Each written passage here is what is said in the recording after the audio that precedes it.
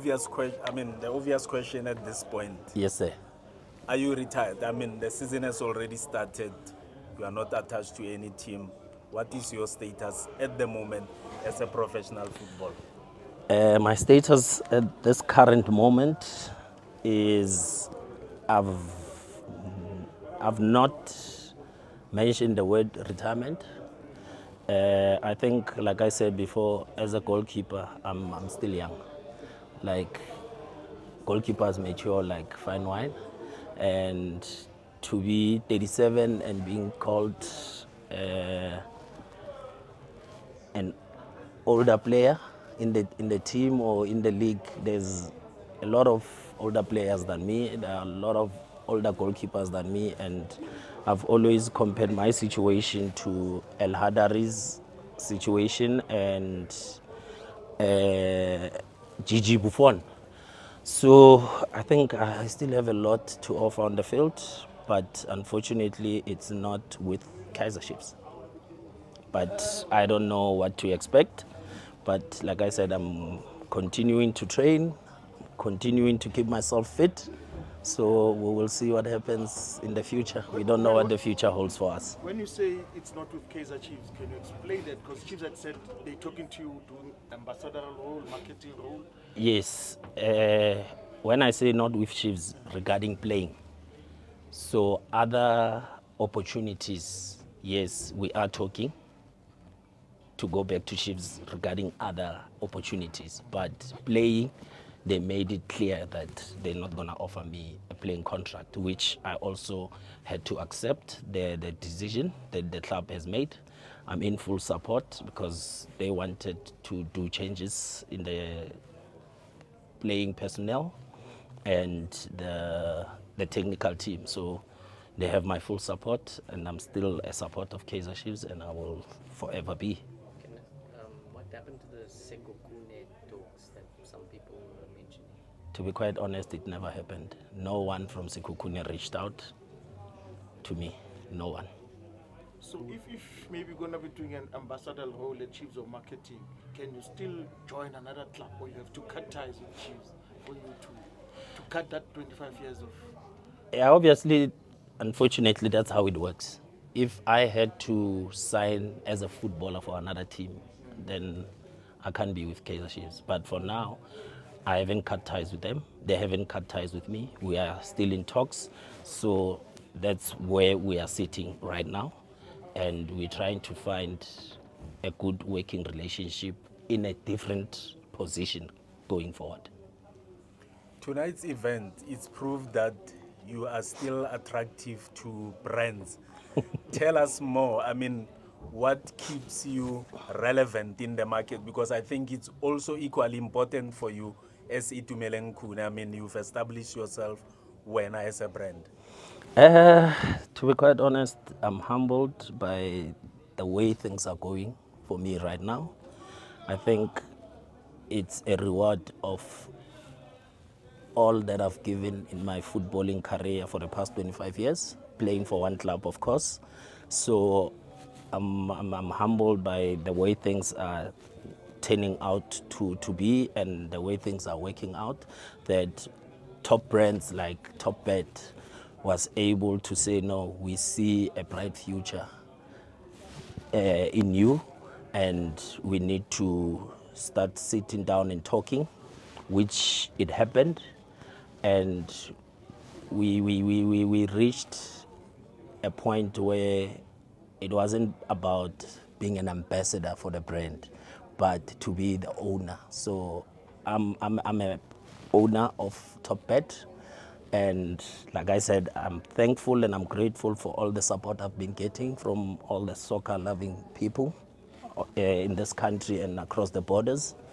I appreciate all their love and support, and yes, a lot of people have been supporting me on the field, so now they're going to be supporting me in a different field, which is going with me wherever I go with Top Bet. And these days, on Yes, a sir. day-to-day basis, what do you do when you wake up? Do you go to the club? Do you train on your own, focus on the playing side? Or do you... Unfortunately, we're still in talks but I haven't been to the village since last season, since the league closed. So unfortunately, I haven't had time, but even to go to Kaizer Chiefs home games, I couldn't attend. But this past weekend, I was at work at SABC, doing the Richards Bay and Cape Town City game, Black Label knockout. So from there, I had to rush to the stadium. I really miss the Kaizer Chiefs family. I miss the Kaizer Chiefs fans. I miss the atmosphere, so that's why I honored the Are you game. training with someone? Eh? Are you training with someone? Yeah, I do have a personal trainer, which sometimes when I'm not around because I've got other commitments, my wife uses the same trainer. But what I also do in the evenings, I join the guys at Waverley Sports Ground. We're playing five-a-side, so I've been keeping fit, and I can feel that I'm fit now. So thank you so much. Now I'm gonna continue working hard. Is the fitness trainer the same guy who also worked on you when you came back from that long-term injury? I have 3 trainers that I'm working with. The first one is Vosi, Black Vrega, but again, he stays far from where I stay. So sometimes if he can't make it, I have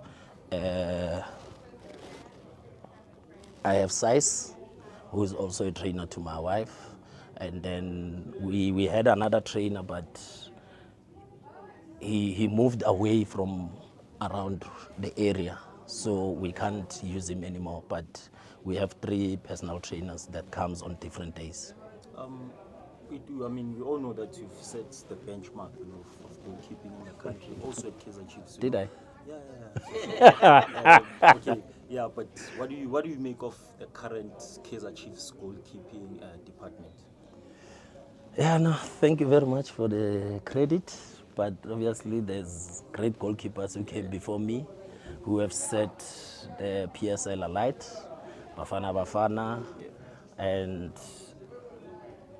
I'm just the guy who comes from Ventersdorp, who came to try his luck, and fortunate enough, it worked out. And 25 years later, people are still celebrating me. I'm grateful for that. But talking about the current Kaizer Chiefs goalkeepers, I think we have to give them credit. I mean, playing for a big club like Kaizer Chiefs is not easy. A lot of legends, people who have traveled this path before us, they've been sharing their stories that Kaizer Chiefs jersey is heavy. It's not for everyone. And even a lot of journalists, obviously, have shared that also. And it's not a secret that not just anyone can play for such a big brand. You need Kaizer Chiefs material. So with the current goalkeepers, I think they have great potential. They just have to forget about who they've replaced and focus on themselves and helping the team going forward.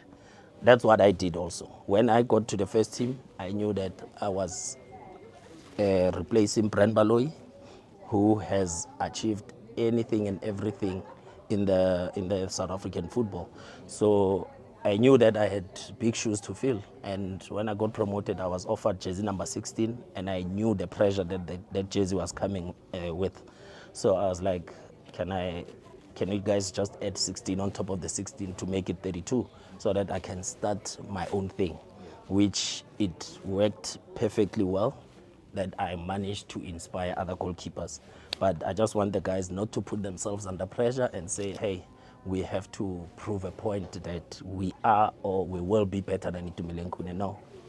They must run their own race, be on their own lane, and in no time, they would have surpassed what Itumeleng Khune has achieved. Were you devastated when Coach Nabi said he's got his own goalkeeping team and leaving you behind?